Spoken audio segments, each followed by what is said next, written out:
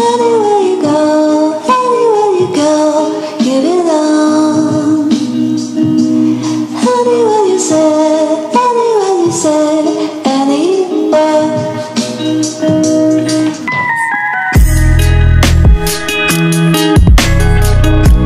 Hello guys, for today's video ay ituturo ko sa inyo kung papaano nga ba ang pag-apply dito sa YPP sa ating monetizations. Madali lamang pong mag-apply basta na-meet mo na yung kanyang 1,000 subscribers at 4,000 watch hour, or pinamadali na ngayon 500 subscribers na ngayon ay pwede na mag-apply at 3,000 watch hour.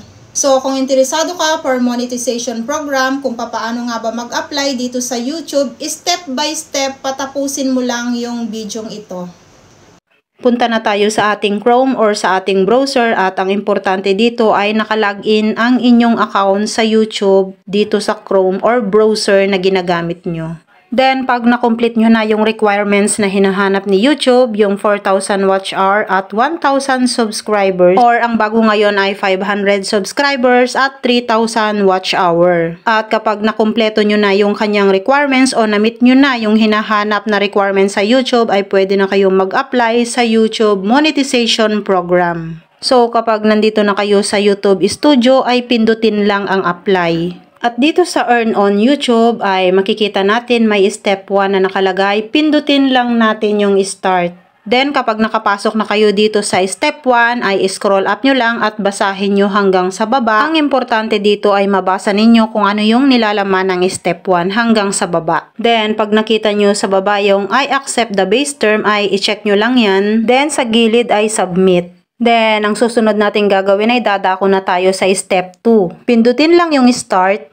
para makasign up tayo for Google AdSense. Then, ito ang lalabas. So, ang isasagot lang natin dito ay no dahil wala pa tayong Google AdSense. Then, pindutin lang natin yung continue. So, madadirect na tayo sa ating Google account kung ano yung ginagamit natin sa ating YouTube channel. So, halimbawa, ito na yung channel natin at ito na yung lalabas. Pindutin lang natin yung arrow dito sa country territory, dito sa your billing country territory. At syempre, iselect lang natin ang ating country ay ang Philippines. And then, pagkatapos nun ay magbabasa na naman tayo ng AdSense for YouTube Terms and Condition. Then, scroll down lang natin. Nasa sa inyo kung babasahin nyo ng buong buo yan, pwede din naman.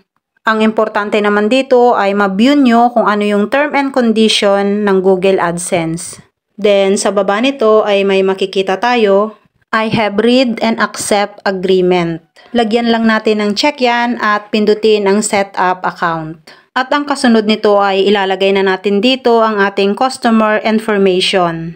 Then, i-blurred ko lang kasi personal information ito. At syempre, tiyakin yung tama ang information ilalagay nyo rito dahil napakahalaga pong information nito para sa ating Google AdSense. At ang importante din dito ay tama ang address na ilalagay nyo rito dahil dito ipapadala ang AdSense PIN kapag na-reach na natin yung amount na pwede na tayong sumahod. Then, kapag natapos na nating fill upan ang mga importante dito sa ating AdSense for YouTube, ay i-click na natin yung submit syempre. Then, after submit ay ito ang lalabas. Ang sabi niya rito ay, we're reviewing your info. Ayan, nire-review na ni YouTube kung makakapasa ba tayo or wala tayong violation sa ating YouTube channel. So, kung makikita natin yung step 2 natin ay in progress na siya. So, kailangan dito ay maipasa natin ito dahil kung may mga violation tayo, baka hindi tayo maaprubahan agad. At sana naman hindi na magtagal dahil hindi pare-pareho ang pag-review ni YouTube sa ating mga YouTube channel. Antay-antay tayo, medyo may konting kaba, lalo na for monetization ito. So, back muna tayo at puntahan muna natin ang ating studio apps. So, pareho lang punta tayo sa ating studio apps. Kung ano yung nakalagay doon sa Chrome, ganun din po ang nakalagay sa ating studio apps. Ayan, pinakita ko po sa inyo ang aking YouTube channel. Napakababa pa po ng kanyang subscribers.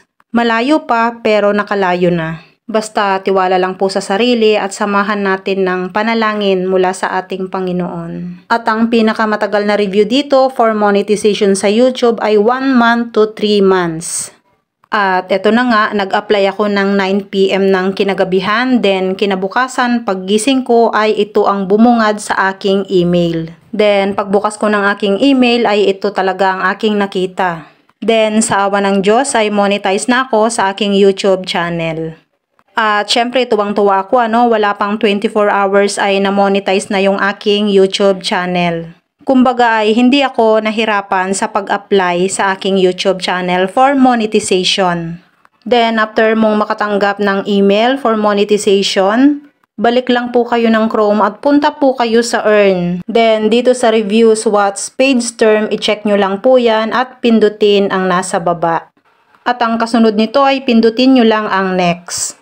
Then para ma-monetize po lahat ng ating mga video ay pindutin natin ang monetize all. Para ma-monetize po ang ating mga video at automatic po lahat ng ating mga video mula nung nagsimula tayong mag-YouTube ay mamomonetize na po, automatic ito.